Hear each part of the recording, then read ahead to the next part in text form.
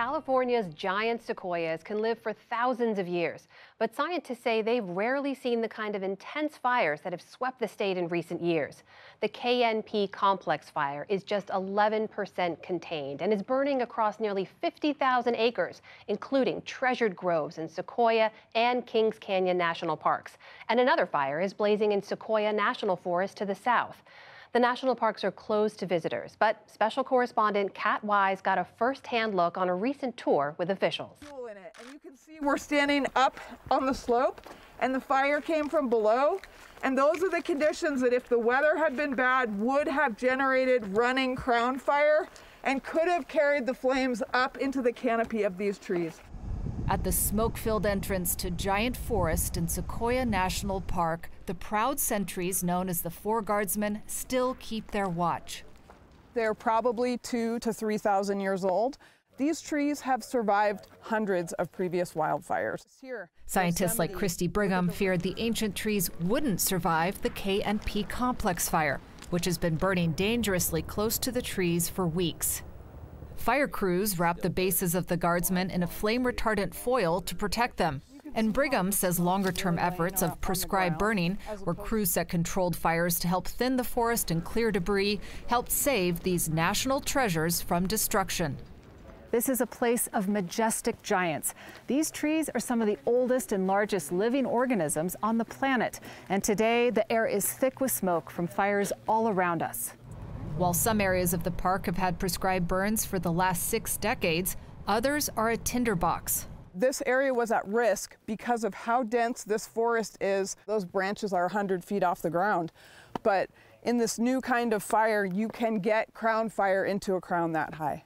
A new kind of fire with greater intensity and higher flames than Brigham says the mighty trees have had to withstand. What we're seeing is 100-foot flame lengths, what's called running crown fire, where the fire gets into the crown and moves from crown to crown instead of on the ground, and that is crazy. Farther into the park, we came upon the crown jewel of the sequoias, General Sherman, thought to be the largest tree in the world. So, Christy, General Sherman is still standing. Thank goodness. His massive 36-foot base is also wrapped in the foil. It's not just aluminum foil, it's got that fiberglass backing. While General Sherman remains safe, fires have been burning in several other sequoia groves in the park, and staff haven't been able to reach those areas yet.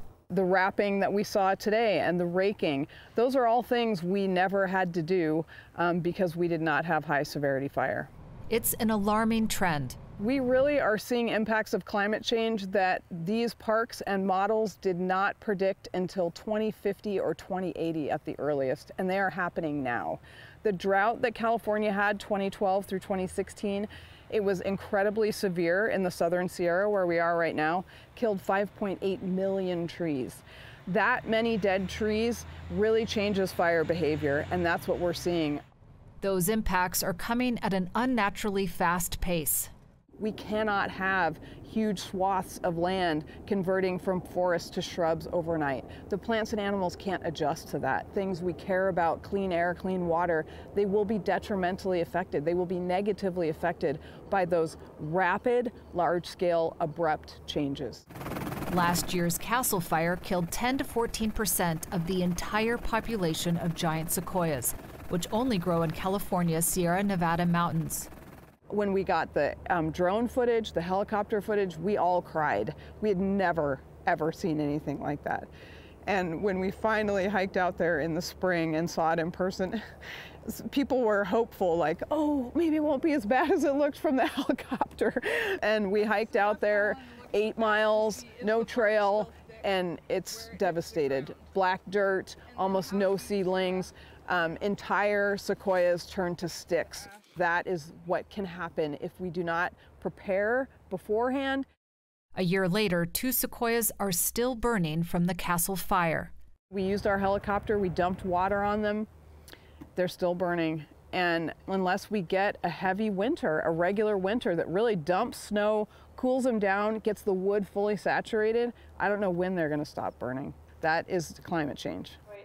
Mark Morales has been overseeing efforts to fight this year's KNP complex fire. He says the decades of prescribed burning in the park are paying off, but the sheer number of wildfires that have burned across the West means resources are limited. We're trying to figure out where we can go put lines, what resources needed, whether it's a bulldozer, a hand crew, an engine crew. And so if you don't have those resources available, you have to decide where can we go. So you may not be able to put people in the highest priority areas. Given the challenges, Morales is proud of his crew's progress battling the fire, but he says the relentless pace takes its toll.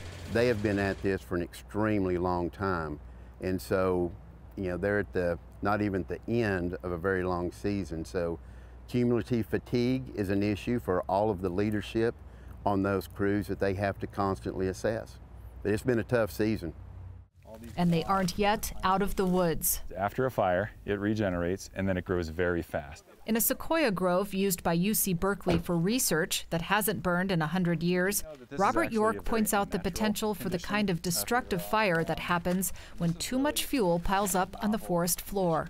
When I look at this forest, what I'm thinking about is, oh, there hasn't been a fire here in a long time, and therefore there hasn't been a fire that could essentially clean out all of the logs and the sticks that are on the ground.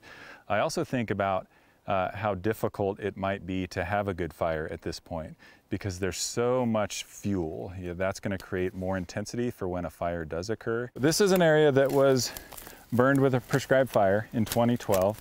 It's a paradox. Bad fires that burn too hot and too high can be lethal for sequoias, but the trees do need some fire to release seeds from their cones.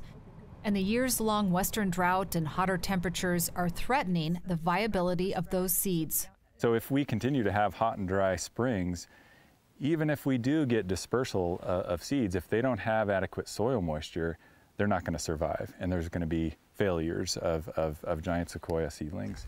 So York is looking at ways to do more prescribed burning and even plant new sequoias. They're a strong species in many ways, and it gives me hope that they're going to persist under some pretty variable conditions in the future. But I also think that they'll probably need some help. I know that they'll need some help.